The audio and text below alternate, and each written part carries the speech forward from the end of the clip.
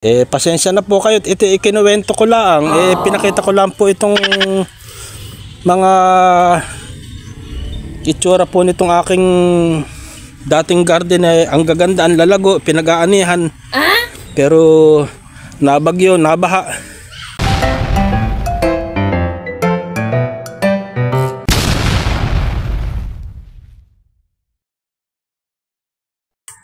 Ang iniwan po na pinsala ng nagdaan na baha, ayan po, nagkasira-sira na yung aking mga tanim.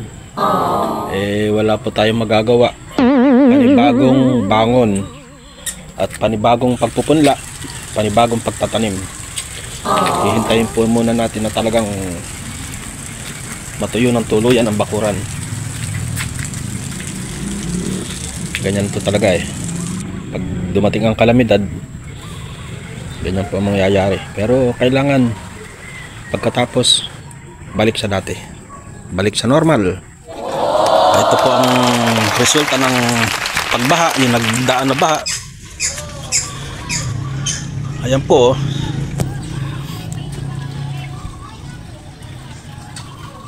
medyo pawalan na rin ng tubig, pababaw na, napakalalim po na yan nung dumating po yung baha. Ngayon, unang linggo ng August. Ito pong kulungan na to, hanggang dito po yan. Talaga pong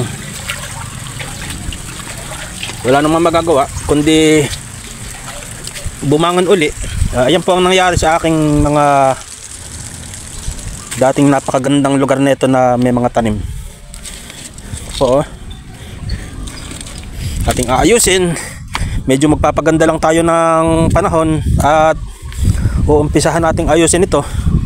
Medyo po malaki-laking trabaho, pero ganun po talaga kung tutuusin mas maraming nasalanta na mas malalaking farm, mas malalaking kapital ang nawala.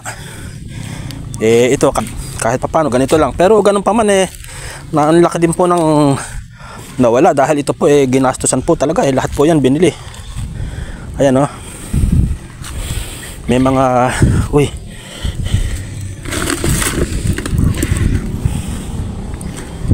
ayan, medyo ang sapa pa nawala na po yung kanyang labo. Dati labon-labo yan, parang kape na may gatas. Ngayon pahupa na. Ayan, ganyan po ang itsura ngayon. Nako, napakalalim po nito ganyan po pati po itong aking greenhouse. Ito po, napakalaki pong trabaho, pero aasikasuhin ko po yan. Basta po gumanda na ang panahon, talagang papunta na tayo sa tag-araw. Dito naman po sa amin yung pagtuntong na ng September, medyo umulan-ulan man, hindi na po katulad ng June, July at August. Yan pong tatlong buwan na yan, June, July at August. Magkaroon man po ng mga kalamidad na September, October, November, yun po sa lugar po namin dito sa Bulacan, bihira lang naman po. Napakabihira yung ganoong buwan. Yan pong umpisa po ng Mayo, kumukulog na, umuulan sa gabi. Pagkatapos po itong June, ang lalaki po ng high tide. July, ang lalaki ng high tide, hanggang August.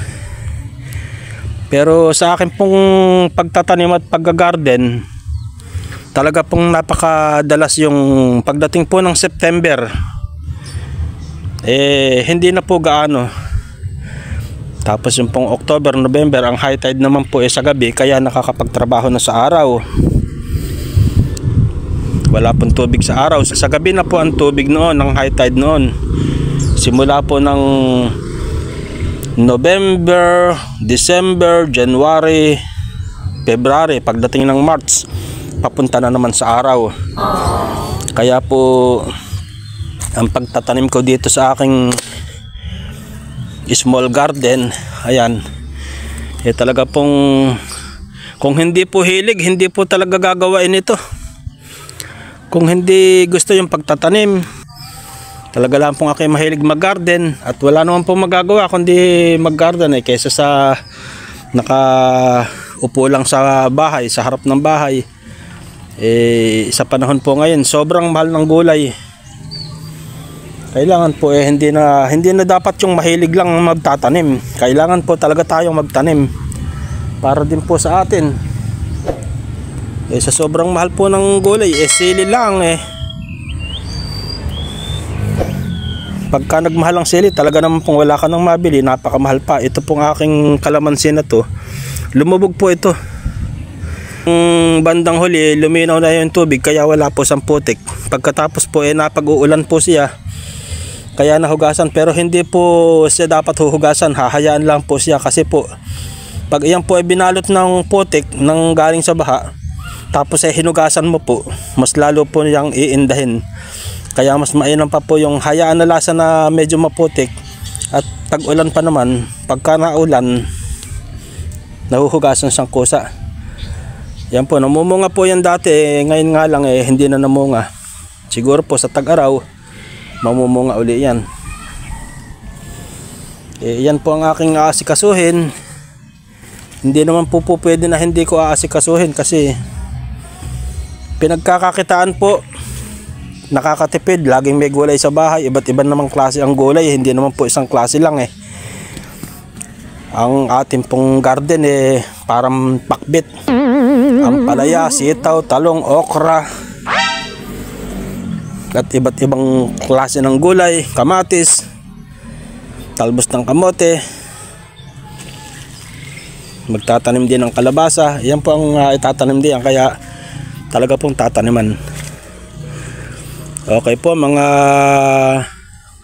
ka-home garden, pasensya na po kayo. Ito ikinuwento ko lang, pinakita ko lang po itong mga itsura po nitong aking dating garden. Ang gaganda, ang lalago, pinag-aanihan, pero nabagyo, nabaha. Hindi ko lang po nagagalaw, pagawa nga po nung araw-araw high tide pa. Unti-unti po maaayos po yan. At pag yan po papunta na sa tag-araw, kahanga-hanga na po ang itsura nito. Wow. Dahil ito po araw-araw natin tatrabahuhin. Okay po mga ka-home garden, marami pong salamat. God bless po sa ating lahat. Sana po mag-subscribe po kayo sa aking channel. Parang tulong nyo na po sa akin. Okay po, thank you.